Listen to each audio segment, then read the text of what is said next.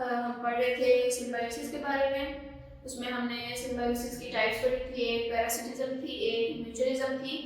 Parasitism में क्या था कि पैरासाइट और होस्ट दो डिफरेंट स्पीशीज के मेंबर्स थे और इनमें एक को फायदा हो रहा था और दूसरे को नुकसान हो रहा था। पैरासाइट जो है वो होस्ट की बॉडी के ऊपर रह रहा था और इन टर्न क्या होस्ट को हार्म कर रहा था।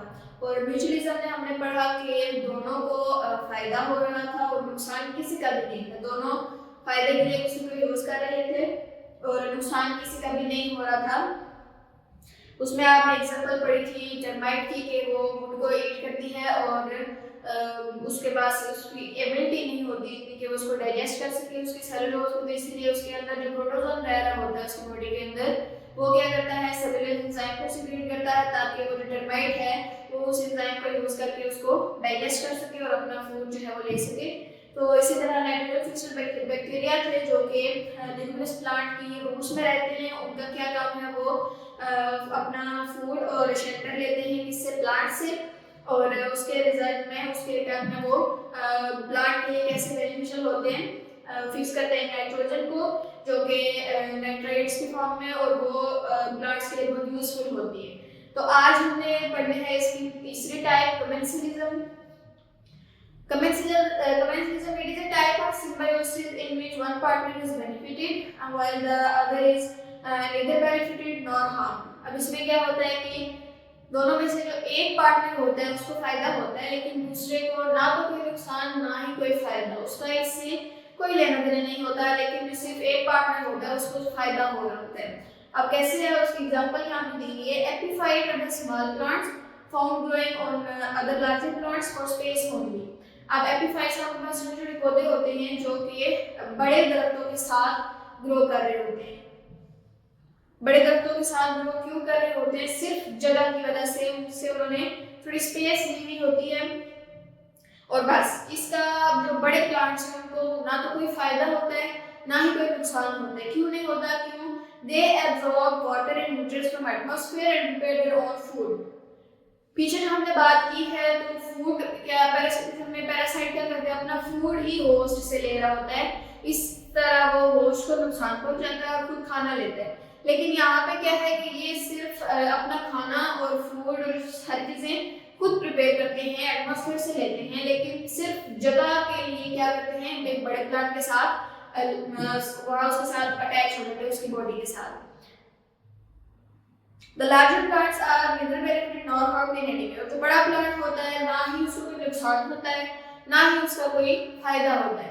फायदा नहीं होता कि वो उसको कोई फायदा नहीं पहुंचा रहा होता, अपना खाना भी वो बाहर से ले रहा होता है और बड़े प्लांट उस पर डिपेंड भी नहीं कर रहे होते और उसको नुकसान भी नहीं होता। क्यों, क्योंकि उन्होंने सिर्फ उसकी जगह ली हुई होती है, खाना वगैरह या शेल्टर वगैरह वो बाहर से ले रहे होते हैं। उसके बाद सेकंड एग्जांपल है आपके पास सकर फिश।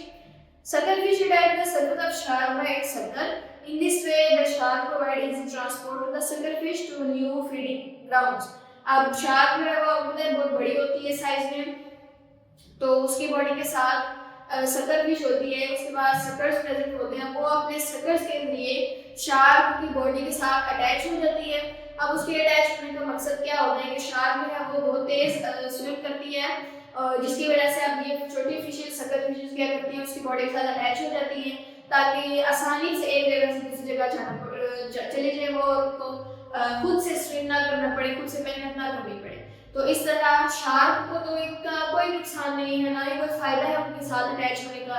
अटैच होकर ना तो वो शार्क को कोई नुकसान पहुंचाती है और ना ही कोई उसको फायदा देती है। और फायदा किसका होता है, सकल फिश का होता है क्योंकि उसकी बॉडी के साथ अटैच हो जाती है और ट्रांसपोर्ट लेती है उससे एक जगह से दूसरी जगह आराम से वो चली जाती है। तो कमेंसलिज्म ये था आपका जिसमें एक को तो फायदा हो रहा था और दूसरे ना तो फायदे में था और ना ही नुकसान में था। तो ये सिंबायोसिस की आपके पास तीनों टाइप्स कंप्लीट हो गई हैं। नीचे आपके पास एक ये साइड बॉक्स बना हुआ है, what type of Symbiosis is it. आप ये पूछ रहे हैं कि ये जो नीचे इन्होंने एग्जांपल दी है ये तीनों टाइप्स में से कौन सी सिंबायोसिस है। The honey-guide bird feeds on wax and the larva present in honeycomb. It flies around looking for honeycomb, but it is not strong enough to open the comb. अब क्या कह रहे हैं कि ये जो बर्ड है आपको दिखाया हुआ है ये है हनी गाइड बर्ड। अब ये हनी गाइड बर्ड क्या किस चीज पे फीड करता है? लार्वा और वैक्स पे, जो कि शहद का जो छत्ता होता है उसके अंदर जो लार्वा बन रहे होते हैं, जो वैक्स होते हैं, जो शहद होता है, उसको ये खाता है, ये हनी गाइड बर्ड। अब जब ये उड़ता उड़ता उसको ढूंढ लेता है शहद के छत्ते को, तो अब ये इतना स्ट्रॉन्ग नहीं होता कि उसको ओपन कर सके। शहद का छत्ता बहुत सख्त होता है इस परिंदे की निस्बत, तो ये इतना स्ट्रॉन्ग नहीं होता कि उस शहद के छत्ते को ओपन करके तो उसके अंदर से वो लार्वा और वो वैक्स ले सके। तो अब ये क्या करते हैं? Badgers are the large mammal that feed on honey. अब नीचे आपको एक मैमल भी दिखाया हुआ है, एक एनिमल दिखाया हुआ है, बैजर्स का नाम है। तो अब ये मैमल भी क्या करता है? फीड करता है हनी पे। इसको इसकी भी खुराक क्या है? शहद है। When a honey-guide bird goes to find honeycomb, the badger follow it. When the bird find a honeycomb, it calls the badger. Sometimes the bird has to stop and wait for the slow-moving badger. After reaching there, the badger opens the honeycomb and both of them eat their food together. Traditionally, humans also have used this bird to find honeybee colonies. अब क्या कह रहे हैं कि ये bird क्या करता है? अब ये बर्ड भी और ये जो मैमल है, ये दोनों किस पे फीड करते हैं? हनी पे फीड करते हैं, यानी कि जो शहद होता है उसको खाते हैं।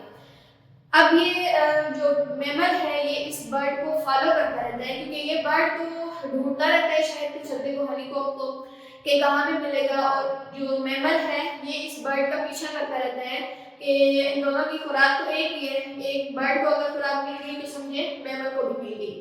तो अब ये इसका पीछा करता रहता है। कभी कभार ऐसा होता है जब ये परिंदा इसको ढूंढ शहद के छत्ते को ढूंढ लेता है तो वो फिर बैजर को बुलाता है और दोनों ओपन करते हैं उससे मिलके। बैजर तो मैमल है, वो तो बड़ा है, वो हनीकॉम्ब को ओपन कर लेता है और फिर दोनों जो है वो शहद को खा लेते हैं। और कभी कभार ऐसा होता है कि जो हनी-गाइड बर्ड है इसको वेट भी करना पड़ता है, इंतजार करना पड़ता है, रुक रुक के ये उड़ता है ताकि जो बैजर है इसको साथ, क्योंकि ये स्लो मूविंग है, बड़ा मैमल है, तो ये इसको चलने में टाइम लगता है।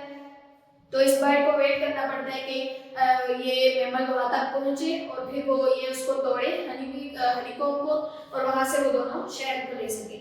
और इंसान भी क्या करते हैं? इस परिंदे को फॉलो करते हैं और ये शहद वगैरह ढूंढ लेते हैं।